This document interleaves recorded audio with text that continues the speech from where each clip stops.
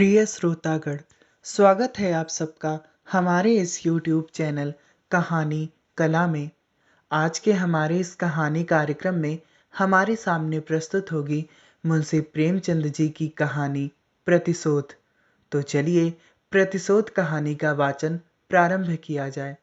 लेकिन उससे पहले आप सबसे अनुरोध है, अगर आप हमारे चैनल पर नए हैं या अभी तक आपने चैनल को सब्सक्राइब नहीं किया है, तो इसी तरीके की अन्य कहानियाँ सुनने के लिए आप हमारे चैनल को सब्सक्राइब कर सकते हैं। तो चलिए अब प्रतिशोध कहानी का वाचन प्रारंभ किया जाए।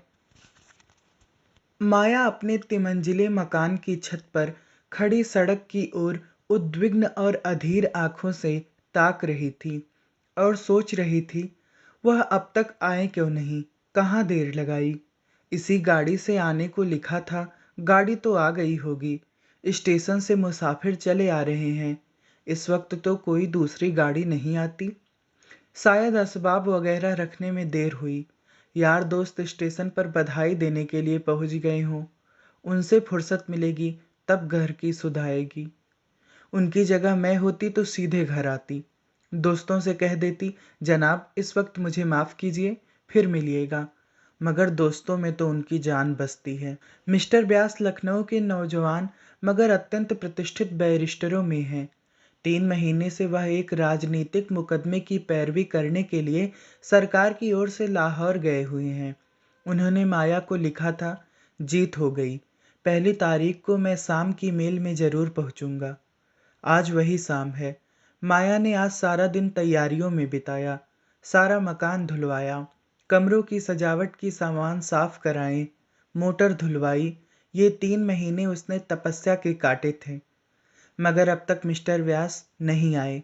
उसकी छोटी बच्ची तिलोत्तमा आकर उसके पैरों में चिमट गई और बोली, अम्मा बाबूजी कब आएंगे। माया ने उसे गोद में उठा लिया और चूम कर बोली, आते ही होंगे बेटी, गाड़ी तो कब की आ गई। तिलोत्तमा, मेरे लिए अच्छी गुड़िया लाते होंगे। माया ने कुछ जवाब ना दिया। इंतजार अब गुस्से में बदलता जाता था। वह सोच रही थी, जिस तरह मुझे हजरत परेशान कर रहे हैं, उसी तरह मैं भी उनको परेशान करूंगी। घंटे भर तक बोलूंगी भी नहीं। आकर स्टेशन पर बैठे हुए हैं, जलाने में उन्हें मजा आता है, यह उनकी पुरानी आदत है। दिल को क्या करूं? नहीं, जी तो यही चाहता है कि जैसे वह मुझसे बेरुखी दिखलाते हैं, उसी तरह मैं भी उनकी बात ना पूछूं। यकाएक एक नौकर ने ऊपर आकर कहा, बहू जी, लाहौर से यह तार आया है। माया अंदर ही अंदर जल उठी। उसे ऐसा मालूम हुआ कि जैसे बड़े जोर की हरारत हो गई हो। बरबस ख्याल आया, सिवाय इसके और क्या लिखा होगा कि इस गाड़ी से ना आ सकूंगा। तार दे देना कौन मुश्किल है, मैं भी क्यों ना तार दे दूं कि मैं 1 महीने के लिए मायके जा रही हूँ। नौकर से कहा, तार ले जाकर कमरे में मेज पर रख दो। मगर फिर कुछ सोचकर उसने लिफाफा ले लिया और खोला ही था कि कागज हाथ से छूटकर गिर पड़ा।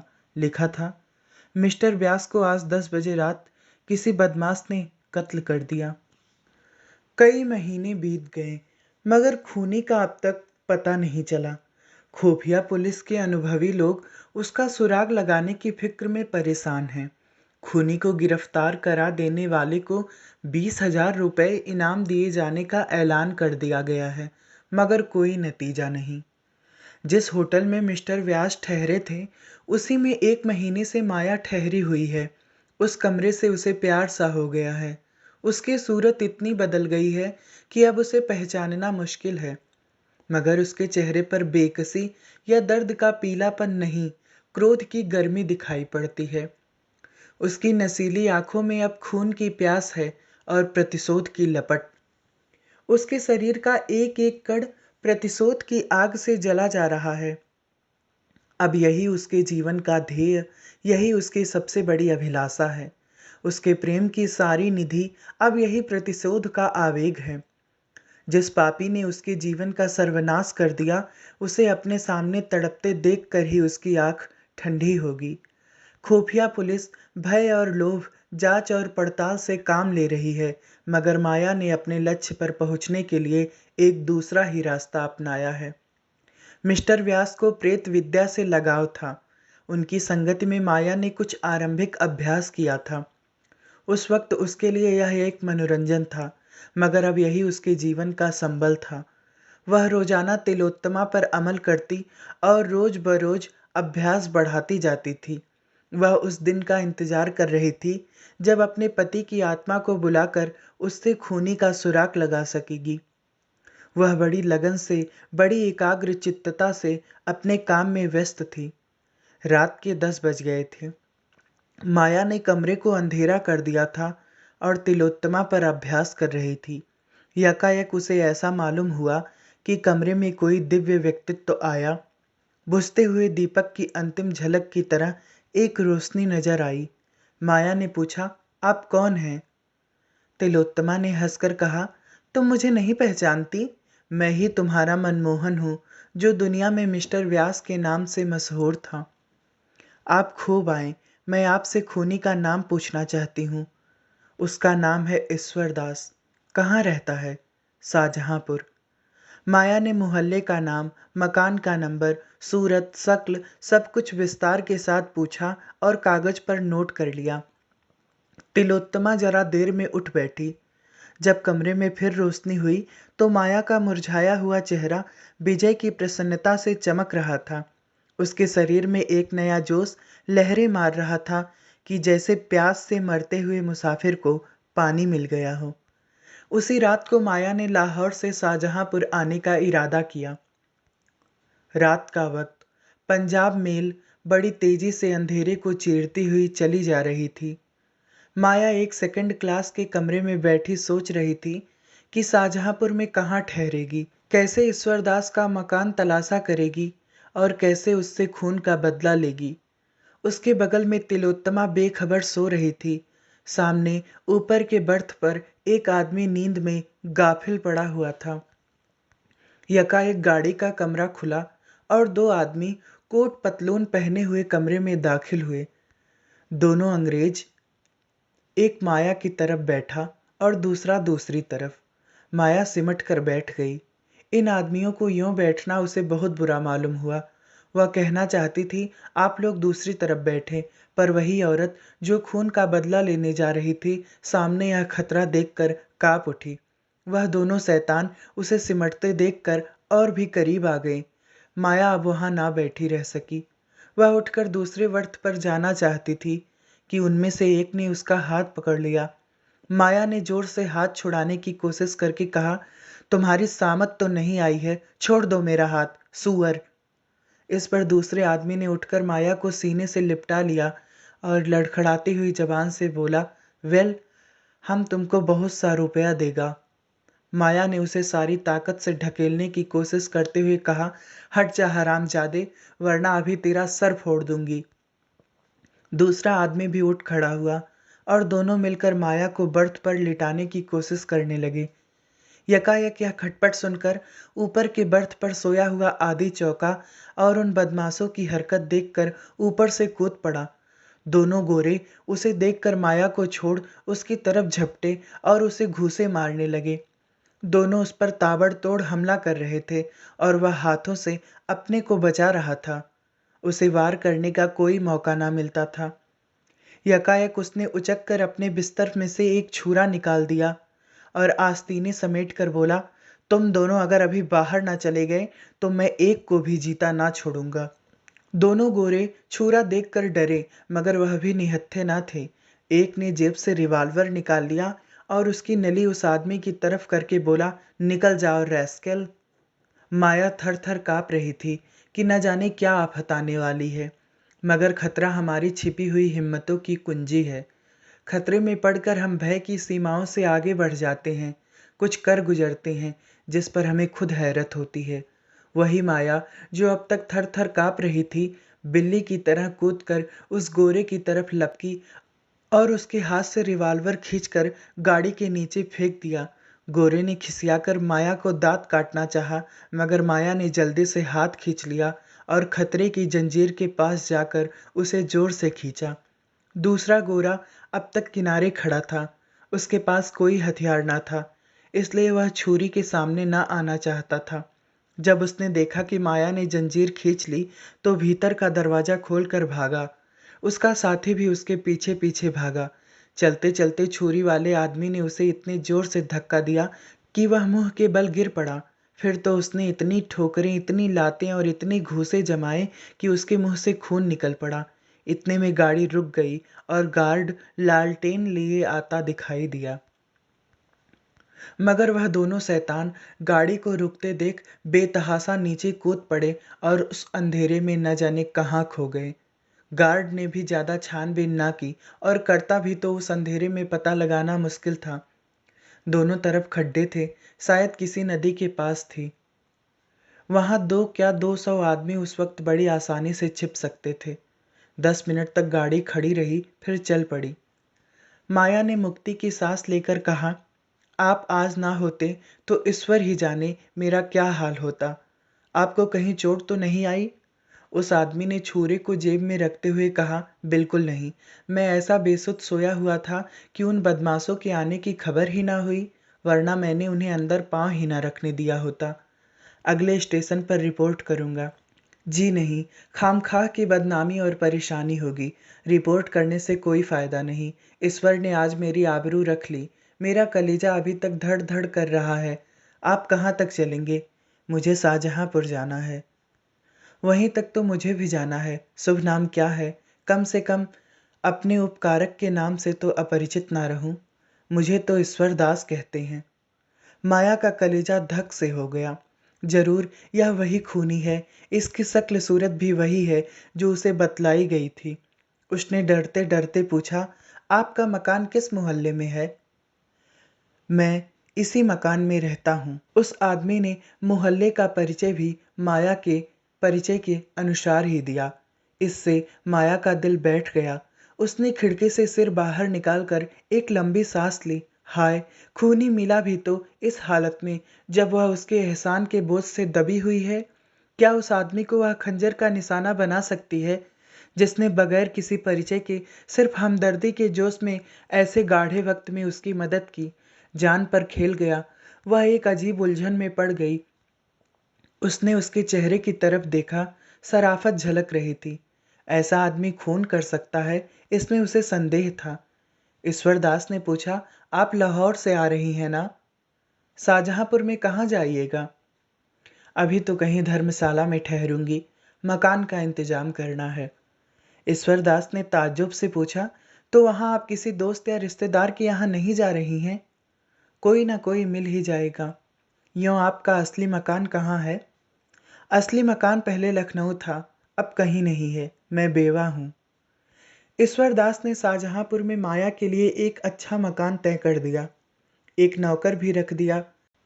माया कितना ही चाहती थी कि उसके एहसान ना ले, उससे घनिष्ठता ना पैदा करे, मगर वह इतना नेक, इतना बामुरवत और शरीफ था कि माया मजबूर हो जाती थी।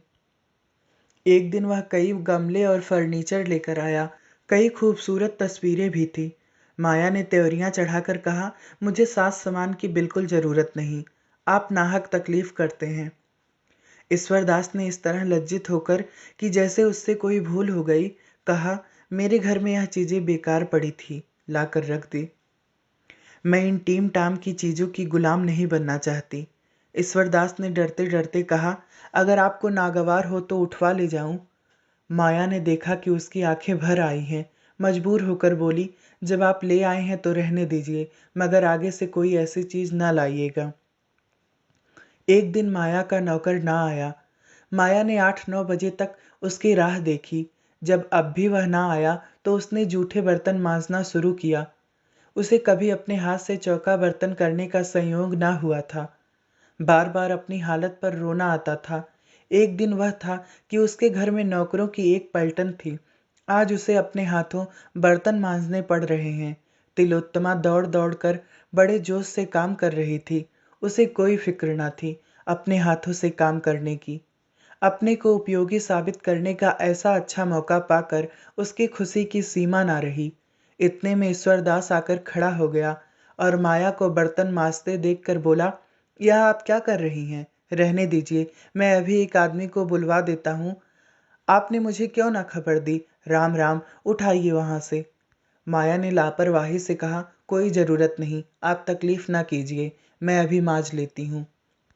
इसकी जरूरत भी क्या? मैं 1 मिनट में आता हूँ। नहीं, आप किसी को ना लाइए, मैं इतने बर्तन आसानी से धो लूँगी।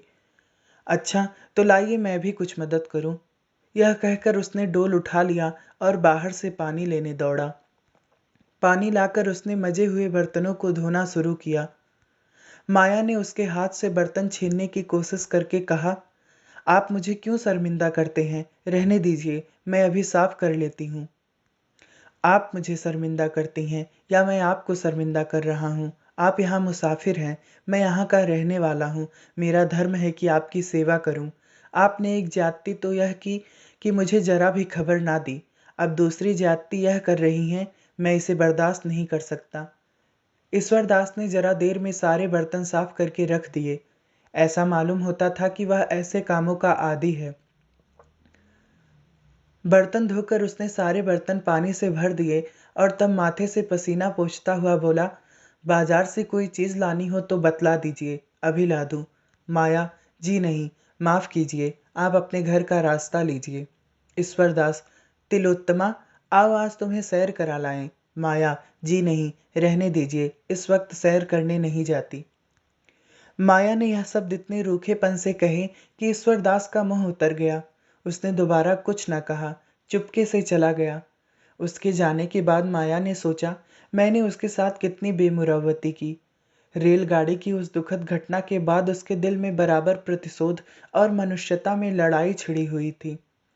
अगर ईश्वरदास उस मौके पर स्वर्ग के एक दूत की तरह न आ जाता तो आज उसकी क्या हालत होती।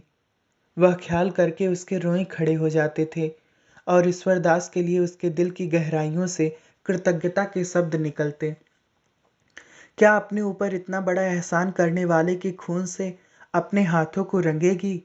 लेकिन उसी के हाथों से उसे यह मनहूस दिन भी तो देखना पड़ा। उसी के कारण तो उसने रेल का वह सफर किया था, वरना वह अकेले बिना किसी दोस्त या मददगार के क्यों सफर करती। उसी के कारण तो आज वह वैधव्य की विपत्तियां झेल रही हैं और सारी उम्र झेलेगी।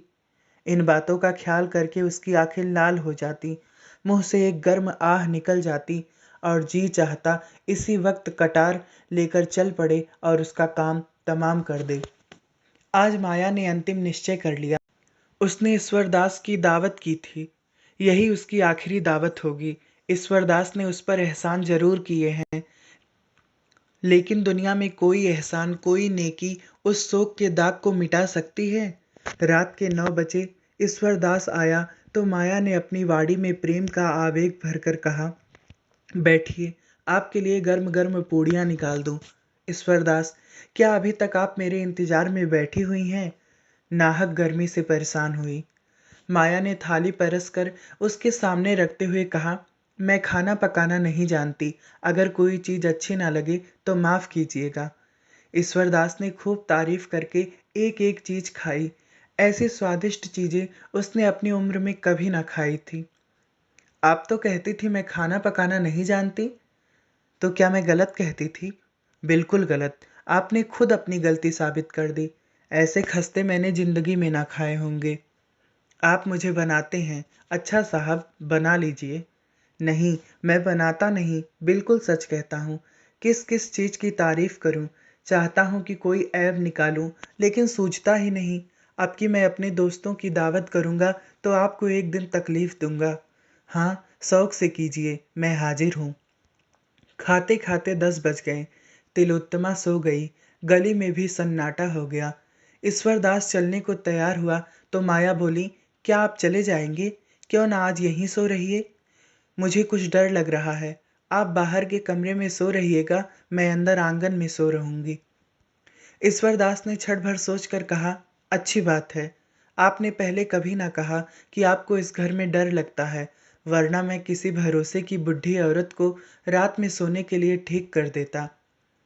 ईश्वरदास ने तो कमरे में आसन जमाया। माया अंदर खाना खाने गई, लेकिन आज उसके गले के नीचे एक कौर भी ना उतर सका। उसका दिल जोर जोर से धड़क रहा था। दिल पर एक डर सा छाया हुआ था। ईश्वरदास कहीं जाग पड़ा तो उसे उस वक्त कितनी शर्मिंदगी होगी। माया ने कटार को खूब तेज कर रखा था। आज दिन भर उसे हाथ में लेकर अभ्यास किया। वह इस तरह वार करेगी कि खाली ही ना जाए। अगर ईश्वरदास जाग ही पड़ा तो जानलेवा घाव लगेगा। जब आधी रात हो गई और ईश्वरदास के खर्राटों की आवाज कानों में आने लगी तो माया कटार लेकर उठी, पर उसका सारा शरीर कांप रहा था। भय और संकल्प, आकर्षण और घृणा एक साथ कभी उसे एक कदम आगे बढ़ा देती तो कभी पीछे हटा देती। ऐसा मालूम होता था कि जैसे सारा मकान, सारा आसमान चक्कर खा रहा है। कमरे की हर एक चीज घूमती हुई नजर आ रही थी। मगर एक क्षण में यह बेचैनी दूर हो गई और दिल पर डर छा गया। वह दबे पांव ईश्वरदास के कमरे तक आई, फिर उसके कदम वहीं जम गए। उसकी आंखों से आंसू बहने लगे। आह! मैं कितनी कमजोर हूँ! जिस आदमी ने मेरा सर्वनाश कर दिया, मेरी हरी भरी खेती उजाड़ दी, मेरे लहलहाते हुए उपवन को वीरान कर दिया, मुझे हमेशा के लिए आग के जलते हुए कुंडे में डाल दिया, उससे मैं खून का बदला भी नहीं ले सकती। वह मेरी ही बहनें थीं, जो तलवार और बंदूक लेकर मैदान में लड़ती थीं, दहकती हुई चिता में हंसते-हंसते बैठ जाती थीं। उसे उस वक्त ऐसा मालूम हुआ कि मिस्टर व्यास सामने खड़े हैं और उसे आगे बढ़ने की प्रेरणा कर रहे हैं। कह रहे हैं, क्या तुम मेरे खून का बदला ना लोगी? मेरी आत्मा प्रतिशोध के लिए तड़प रही है। क्या उसे हमेशा हमेशा यूं ही तड़पाती रहोगी? क्या यही वफा की शर्तें थी? इन विचारों ने माया की भावनाओं को भड़का दिया। उसकी आंखें खून की तरह लाल हो गईं, होठ दांतों के नीचे दब गए और कटार के हत्थे पर मुट्ठी बंध गई। एक उन्माद सा छा गया। उसने कमरे के अंदर पैर रखा, मगर ईश्वरदास की आंखें खुल गई थी। कमरे में लालटेन की मध्यम रोशनी थी। माया की आहट पाकर वह चौंका और सिर उठाकर देखा तो खून सर्द हो गया। माया प्रलय की मूर्ति बनी, हाथ में नंगी कटार लिए उसकी तरफ चली आ रही थी। वह चारपाई से उठकर खड़ा हो गया और घबराकर बोला, क्या है बहन, यह कटार क्यों लिए हुई हो? माया ने कहा, यह कटार तुम्हारे खून की प्यासी है, क्योंकि तुमने मेरी पति का खून किया है। ईश्वरदास का चेहरा पीला पड़ गया। बोला, मैंने? हाँ, तुमने। तुम्ही ने लाहौर में मेरे पति की हत्या की, जब वे एक मुकदमे की पैरवी करने गए थे। क्या तुम इससे इनकार कर सकते हो? मेरे पति की आत्मा ने खुद तुम्हारा पता बताया है। तो तुम मिस्टर व्यास की बीवी हो? हाँ, मैं उनकी बदनसीब बीवी हूँ और तुम मेरा सुहाग लूटने वाले हो। गो, तुमने मेरे ऊपर एहसान किए हैं, लेकिन एहसानों से मेरे दिल की आग नहीं बुझ सकती। वह तुम्हारी खून से ही बुझेगी। ईश्वरदास ने माया की ओर याचना भरी आंखों से देखकर कहा, अगर आपका यही फैसला है तो लीजिए, यह सर हाजिर है। अगर मेरे खून से आपके दिल की आग बुझ जाए तो मैं खुद उसे आपके कदमों पर गिरा दूंगा। लेकिन जिस तरह आप मेरे खून से अपनी तलवार की प्यास बुझाना अपना धर्म समझती हैं, उसी तरह मैंने भी मिस्टर व्यास को कत्ल करना अपना धर्म समझा। आपको मालूम है, वह एक राजनीतिक मुकदमे की पैरवी करने लाहौर गए थे, लेकिन मिस्टर व्यास ने जिस तरह अपनी ऊंची कानूनी लियाकत का इस्तेमाल किया, पुलिस को झूठी शहादतों के तैयार करने में जिस तरह मदद की, जिस बेरहमी और बेदर्दी से बेकस और ज्यादा बेगुनाह नौजवानों को तबाह किया, उसे मैं नहीं सह सकता था। उन दिनों अदालत में तमाशाइयों की बेइंता भीड़ रहती थी। सभी अदालत से मिस्टर व्यास को कोसते हुए जाते थे। मैं तो मुकदमे की हकीकत को जानता था, इसलिए मेरी अंतरात्मा सिर्फ कोसने और गालियां देने से शांत न हो सकती थी। मैं आपसे क्या कहूँ, मिस्टर व्यास ने आँख खोलकर समझ-बूझकर झूठ को सच साबित किया और कितने ही घरानों को बेचिराग कर दिया। आज कितनी माएँ अपने बेटों के लिए खून के आंसू रो रही हैं, कितनी ही औरतें वैधव्य की आग में जल रही हैं। पुलिस कितनी ही जातियाँ करे, हम परवाह नहीं करते। पुलिस से हम इसके सिवा और उम्मीद नहीं रखते। उसमें ज़्यादातर जाहिल, सोहदे लुच्चे भरे हुए हैं। सरकार ने इस महकमे को कायम ही इसलिए किया है कि वह रियाया को तंग करे। मगर वकीलों से हम इंसाफ की उम्मीद रखते हैं। हम उनकी इज्जत करते हैं। वे उच्च कोटि के पढ़े लिखे सजग लोग होते हैं। जब ऐसे आदमियों को हम पुलिस के हाथों की कठपुतली बना हुआ देखते हैं तो हमारे क्रोध की सीमा नहीं रहती। मैं मिस्टर व्यास का प्रशंसक था, मगर जब मैंने उन्हें बेगुनाह मुलजिमों से जबरन जुर्म का इकबाल कराते देखा तो मुझे उनसे नफरत हो गई। गरीब मुलजिम दिन रात भर लटकाए जाते थे, सिर्फ इसलिए कि वह अपना जुर्म, जो उन्होंने कभी नहीं किया, उसे कबूल कर लें। उनकी नाक में लाल मिर्च का धुआं डाला जाता था। मिस्टर व्यास यह सारी ज्यादतियां सिर्फ अपनी आंखों से देखते ही नहीं थे, बल्कि उन्हीं के इशारे पर वह की जाती थी। माया के चेहरे की कठोरता जाती रही। उसकी जगह जायज गुस्से की गर्मी पैदा हुई। बोली, इसका आपके पास कोई सबूत है कि उन्होंने मुलजिमों पर ऐसी सख्तियां की? वह सारी बातें आमतौर पर मशहूर थी। लाहौर का बच्चा बच्चा जानता है। मैंने खुद अपनी आंखों से देखी। इसके सिवा मैं और क्या सबूत दे सकता हूँ? उन बेचारों का बस इतना कसूर था कि वह हिंदुस्तान के सच्चे दोस्त थे। अपना सारा वक्त प्रजा की शिक्षा और सेवा में खर्च करते थे। भूखे रहते थे। प्रजा पर पुलिस हुक्काम की सख्तियां न होने देते थे। यही उनका गुनाह था, और इसी गुनाह की सजा दिलाने में मिस्टर व्यास पुलिस के दाहिने हाथ बने हुए थे। माया के हाथ से खंजर गिर पड़ा। उसकी आंखों में आंसू भर आई। बोली, मुझे ना मालूम था कि वे ऐसी हरकतें भी कर सकते हैं। ईश्वरदास ने कहा, यह ना समझिए कि मैं आपकी तलवार से डर कर वकील साहब पर झूठे इल्जाम लगा रहा हूँ। मैंने कभी जिंदगी की परवाह नहीं की।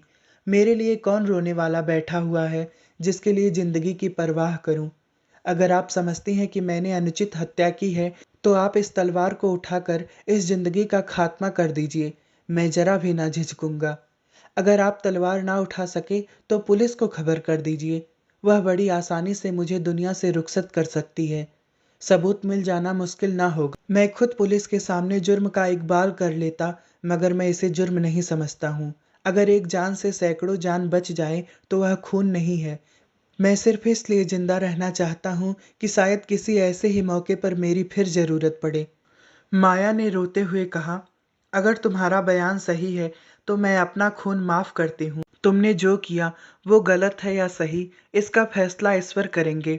तुमसे मेरी प्रार्थना है कि मेरे पति के हाथों जो घर तबाह हुए हैं उनका मुझे पता बतला दो। शायद मैं उनकी कुछ सेवा कर सकूं। तो यहाँ आपने सुना मुंशी प्रेमचंद जी की कहानी प्रतिशोध को। इसी तरीके की अन्य कहानियाँ सुनने के लिए आप हमारे चैनल से जुड़ें, उसे सब्सक्राइब कर दें। मिलते हैं अगली कहानी में। धन्यवाद।